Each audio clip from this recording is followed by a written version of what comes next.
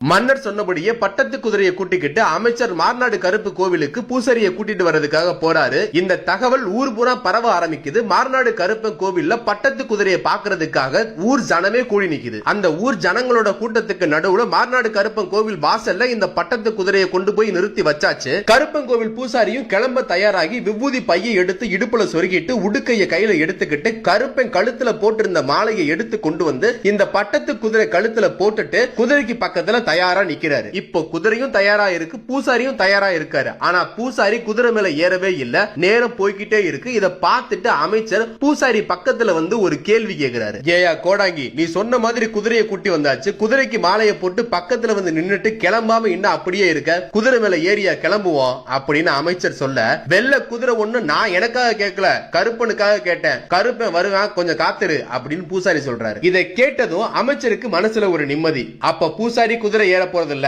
நாம நினைச்ச மாதிரி தப்பா எதுவும் நடக்க போறது இல்லன்னு அவருக்கு அவரே சமாதானப்படுத்திக்கிட்டு பூசாரி கிட்ட நீ வர்றதுக்கு குதிரை எதுவும் ஏற்பாடு பண்ணவான்னு கேக்குறாரு. அதுக்கு பூசாரி கருப்பன் குதிரை ஏறினதுக்கு அப்புறம் அவர் கால் தடத்துக்கு மேல நாங்க போனது இல்ல, அதனால கருப்பன் குதிரையோட நான் ஓடி வருவேன் அப்படின்னு சொல்றாரு. மார்நாடு கருப்பசாமி கோவில்ல இருந்து ராமநாதபுரம் சமஸ்தான அரண்மனைக்கு கிட்டத்தட்ட 70 மைலுக்கு மேல இருக்கும். இந்த 70 மைல் குதிரைக்கு பின்னாடியே ஓடி வரேன் பூசாரி சொன்னதை கேட்டுட்டு அமைச்சருக்கு ஒரு ஆச்சரியம், மனசுக்குள்ள ஒரு சிரிப்பு. இந்த சிரிப்புக்கு காரணம் என்னன்னா, ஏற்கனவே பல கோடாங்கி தப்பு தப்பா குறி சொல்லி அங்க தண்டனை வாங்கி உள்ள இருக்காங்க. இந்த கோடாங்கி என்னன்னா பட்டத்து குதிரையை கொண்டு வாங்குறான், குதிரைக்கு மேல கருப்பை ஏறுவான்றான், குதிரைக்கு பின்னாடியே நான் ஓடி வருவேன்றான். இதெல்லாம் பார்க்கும்போது இவன் தப்பா குறி சொன்னான்னா இவன் நிலைமை என்ன ஆக போதோ அப்படின்னு நினைச்சு அமைச்சர் சிரிக்கிறார். அமைச்சர் மனசுக்குள்ள சிரிக்கிற அதே நேரத்தில் குதிரை கணக்கிற சத்தத்தோட முன்னங்கால் பாய்ச்சலோட பட்டத்து குதிரை ராமநாதபுரம் திசை நோக்கி ஓடுது. பூசாரி கூட ஓட, அமைச்சர் குதிரை அதை தொடர்ந்து பின்ன ஓட, பட்டத்து குதிரை போகும் பாதையெல்லாம் ஊர் மக்கள் கூடி நின்று மஞ்சள் நீர் தெளிச்சு பூவெல்லாம் தூவி விட்டு கொட்டு மேளமும் குலவ சத்தமும் கொம்பு நாதமும் கேட்க பட்டத்து குதிரைய ஊரெல்லாம் வரவேற்று ராமநாதபுரம் எல்லை தாண்டி அரண்மனை வாசல் வரைக்கும் மக்கள் கூடி நிக்க பார்த்து அமைச்சர் மனசுக்குள்ள ஒரு கேள்வி, இவ்வளவு ஆர்ப்பாட்டமும் வரவேற்பும் பட்டத்து குதிரைக்கா, பட்டத்து குதிரை மேல இருக்கிறதா சொல்ற கருப்பனுக்கான ஒரு வழிய பட்டத்து குதிரை 70 மைல் தாண்டி ராமநாதபுரம் சமஸ்தானத்தோட அரண்மனைக்கு வந்தாச்சு.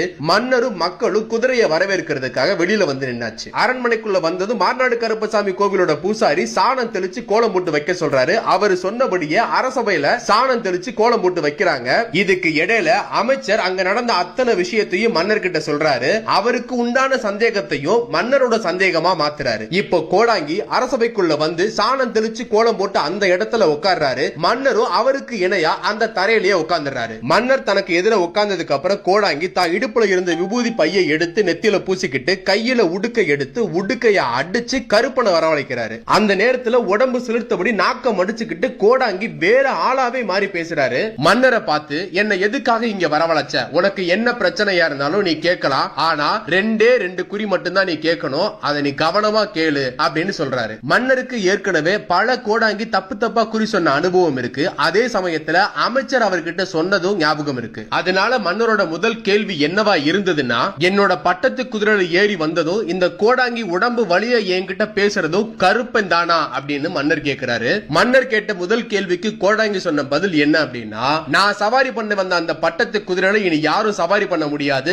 என்னை இறக்கி விட்டு அந்த குதிரை எங்க நின்னுச்சோ அந்த நின்ன இடத்திலேயே அது செத்து போயிருக்கும், நீ போய் பாருன்னு மன்னர்ட்ட சொல்றாரு. இதை கேட்டது மன்னர் அடிச்சு விழுந்த அரண்மனையோட வாசலுக்கு போய் பட்டத்து குதிரை பக்கத்துல நின்று அதை தொட்டு பாக்குறாரு. அவர் தொட்டதும் அந்த குதிரை சடலமா கீழே சரிஞ்சு விழுகுது. அதை பார்த்ததும் மன்னரும் அமைச்சரும் வாயடைச்சு போறாங்க. வந்தது கருப்பனான்ற சந்தேகம் அந்த இடத்துல தீந்து போயிருது. அரண்மனை வாசல்ல இருந்த அரசபைக்கு மன்னர் வந்து கைய கட்டி வாய பொத்தி கருப்பை முன்னாடி உட்கார்றாரு. கருப்பை உனக்கு மிச்சம் இருக்கிறது ஒரு குறி, அடுத்த குறிய கவனமா கேளுன்னு மன்னர் கிட்ட சொல்றாரு. மன்னரும் ரொம்ப பணிவோட அரச முத்திரை பதிச்ச மாலை ஒண்ணு காணா போச்சு. அந்த மாலை காணா போனதுனால இந்த சமஸ்தானத்தோட மானமே போகிற மாதிரி இருக்கு, எங்க மானத்தை கருப்பன் தான் காப்பாத்தணும் அப்படின்னு 2 கையெடுத்து கும்பிட்டு கேட்கிறாரு. அதுக்கு கருப்பை சொன்ன குறி, உன் பொண்ணு குளிச்ச குளியல் அறையில இருந்து தண்ணி வெளியே போற தூம்புக்குள்ளதான் அந்த மாலை இருக்கு, போய் எடுத்துக்கன்றாரு. அதை கேட்டதும் அமைச்சர் காவல் வீரர்களை கூப்பிட்டுக்கிட்டு அந்த புறத்துல இளவரசி குளிக்கிற குளியல் அறையில இருந்து தண்ணி வெளியே போற தூம்ப உடைச்சு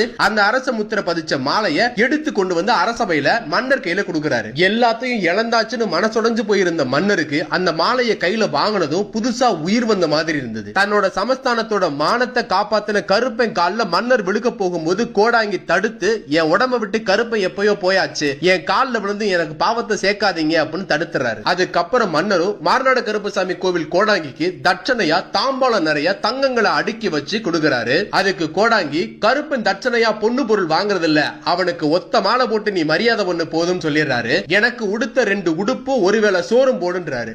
மன்னர் சமபந்திக்கு ஏற்பாடு பண்றாரு. ஒரு பக்கம் சமபந்திக்கான சமையல் வேலை நடந்துகிட்டு இருக்கு, இன்னொரு பக்கம் சிறைச்சாலையில் அடைச்சு வைக்கப்பட்ட இளவரசியோட தோழிகளையும் வேலை ஆட்களையும் வாயில் காவலர்களையும் விடுதலை பண்ண சொல்லி அவங்க இதுவரைக்கும் பார்த்துக்கிட்டு இருந்த வேலையை அப்படியே தொடர்ந்து பார்க்க சொல்லி மன்னர் உத்தரவிடுறாரு. அதே மாதிரி சரியா குறி சொல்ற கோடாங்கியை அடையாளம் காட்டினா உங்க எல்லாத்தையும் நான் விடுதலை பண்றேன்னு அந்த கோடாங்கிக்கு மன்னர் கொடுத்த வாக்குப்படி தப்பா குறி சொன்னதா கோபத்துல சிறைச்சாலையில் அடைக்கப்பட்ட அத்தனை கோடாங்கிகளையும் விடுதலை பண்றாரு. மன்னர், இளவரசி, அமைச்சர், மார்நாடு கருப்பசாமி கோவிலோட கோடாங்கி, பொதுமக்கள் எல்லாமே ஒன்னா உட்கார்ந்து இந்த சமபந்தியில வயிறார சாப்பிடுறாங்க. சமபந்தி முடிஞ்சதும் மார்நாடு கருப்பசாமி கோவில் கோடாங்கி கேட்டபடி அவருக்கு உடுத்த 2 உடுப்பு கொடுத்து சகல மரியாதையோட மன்னர் வழி அனுப்பி வைக்கிறாரு. மார்நாடு கருப்பை இந்த சமஸ்தானத்துல பண்ண அற்புதம் மாதிரி நிறைய அற்புதங்களை நாம படிச்சிருப்போம், கேள்விப்பட்டிருப்போம். அது எல்லாம் உண்மையா, கற்பனையா, இல்ல கட்டுக்கதையான்னு நமக்குள்ள நிறைய விவாதங்கள்லாம் பண்ணிருப்போம். ஆனா இது நடந்து 250-300 வருஷம் ஆனாலும் அன்னைக்கு கருப்பனுக்கு தட்சணையா ஒத்த மாலை போட்டு மரியாதை செய்ய சொன்னதை இத்தனை வருஷம் ஆனதுக்கு அப்புறமும் ராமநாதபுரம் சமஸ்தானத்துல இருந்து